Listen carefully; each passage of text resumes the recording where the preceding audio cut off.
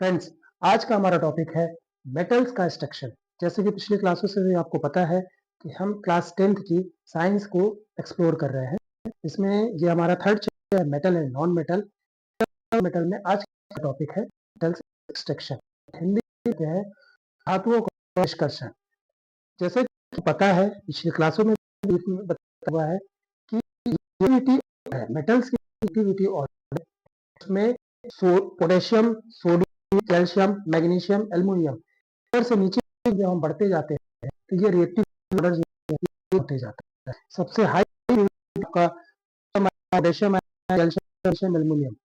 सबसे lowest activity आपकी किसकी हो जाती है? और नहीं तो कई लोगों को ये भी सवाल आता है, इसमें भी तो इम्प्योरिटीज आता है, सोना भी तो काला पड़ता पड़ता है, साथ पड़ता है। कंपेयर के साथ करें तो इसकी तुलना में कम है।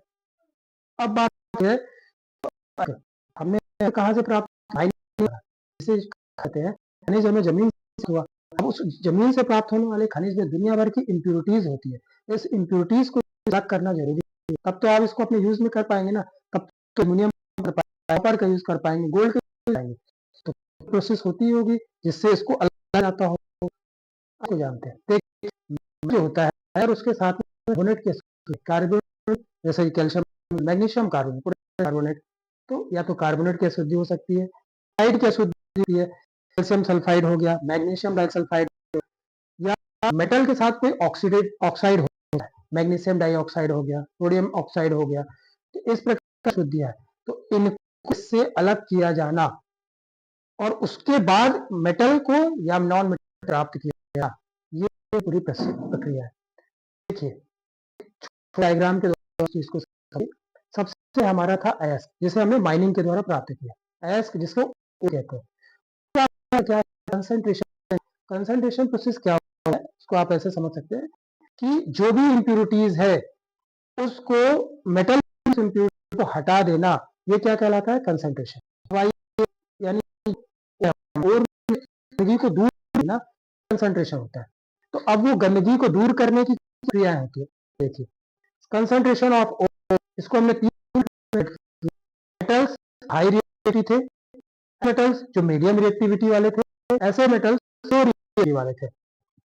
हाई रिएक्टिविटी जो मेटल्स थे उसे इम्प्योरिटीज को दूर करने की प्रक्रिया इलेक्ट्रोलाइसिस है।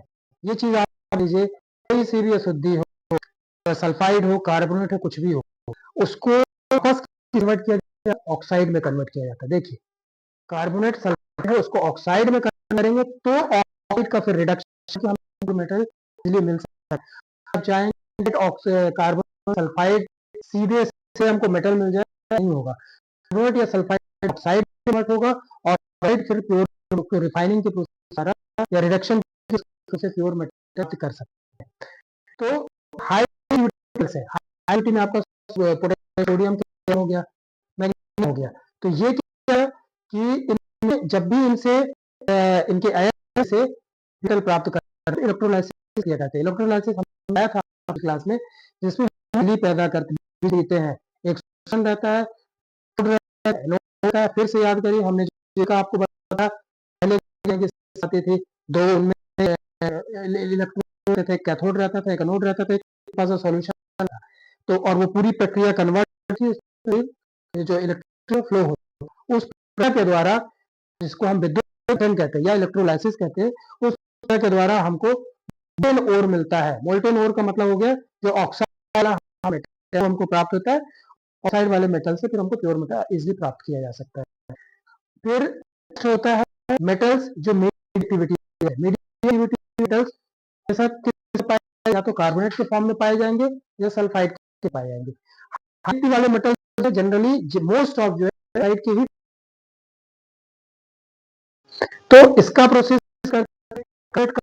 है का ओर है, तो इसका कैल्सिनेशन और साइड है तो क्या करते हैं? रोस्टिंग। अब इसको समझ क्या होता है, होती है बिना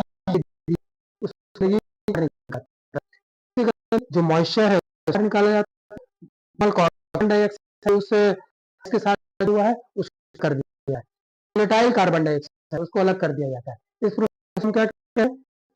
ध्यान रखना कैल्सिनेशन में कभी नहीं दिया जाता है। अगला होता है सल्फाइड और को प्रक्रिया उसको प्योर करने के लिए और इससे मेटल बनाने के लिए जो है वो कहलाती है रोस्टिंग। ऐसी प्रोसेस होती है, हीट देते हैं, के द्वारा इम्प्योरिटी अलग किया जाता है। ये क्या प्रोसेस होती है? ये पॉइंट ऑफ व्यू से बड़ा क्वेश्चन इंपॉर्टेंट आता है कि सल्फाइड से हमको तो उसमें आप रोस्ट ध्यान रखना है, कैल्शियम से कैल्शियम मुक्त करने के लिए हीट द्वारा ही प्राप्त किया जाता है। प्रोसेस है कैल्शियम का प्रोसेस या का प्रोसेस है। इस प्रोसेस हमको मिलेगा ऑक्साइड मेटल, कार्बोनेट हो, सल्फाइड हो, ये फिर साइड का फिर से रिडक्शन किया जाएगा, फिर से जाएगा, तब जाकर प्यूरिफाई प्राप्त होगा। फिर अगला हमारा जो कैटेगरी है मेटल्स लो रिएक्टिविटी है। लो रिएक्टिविटी में हम सिल्वर या ऑरम हो यानी गोल्ड हो गया, सिल्वर, ये वातावरण के साथ है, लेकिन कभी आप तुरंत इसको हवा में तुरंत तो काला है ना, समय के साथ काला। इसका मतलब प्रोसेस कैसा है? लो रिएक्टिविटी के जल्स होते हैं, इनको इसमें कन्वर्ट किया, सल्फाइड में कन्वर्ट किया जाता है, केमिकल के साथ कराया जाता है, सल्फाइड के एस में कन्वर्ट, सल्फाइड के कन्वर्ट कर, फिर वही आ जाती है कि सल्फाइड के ओर को रोस्टिंग की प्रोसेस करेंगे, रोस्टिंग से कन्वर्ट से फिर मेटल और हमको फिर रिफाइन किया के प्रोसेस के द्वारा वापस मेटल प्राप्त किया जाएगा। तो ये डिटेल आप ध्यान में, कुछ जो मैंने यहाँ पे एग्जांपल दिखाए आपको ध्यान के लिए, ये और जो होता है ये ऐसा क्या, हम जमीन से जो प्राप्त हो रही है उसको खनिज कहते हैं। तो जो खनिज है उस खनिज किसी धातु का अयस्क कहता है, ये कैसे पता चलेगा? आपने का नाम ये एल्यूमीनियम का है, एल्यूमीनियम का ओर यानी बॉक्साइड से एल्यूमीनियम किया जाता है। तो बॉक्साइड से एल्यूमीनियम बनाने की जो है एल्यूमीनियम होगा, तो यानी बॉक्साइड है ऐसे ही हेमेटाइट FeO3 यानी हेमेटाइट आयरन को प्राप्त किया जाए, उसमें क्या हेमेटाइट आयरन का है, फिर ऐसे जिंक है, ध्यान रखेंगे। तो भी हमारे प्राप्त होते हैं, इसमें जो जाती है हम क्या करेंगे, भले ही प्रोसेस कैल्शियम से करे के द्वारा करे, पर जो भी अयस्क जिंदगी आई है ये भी एग्जाम में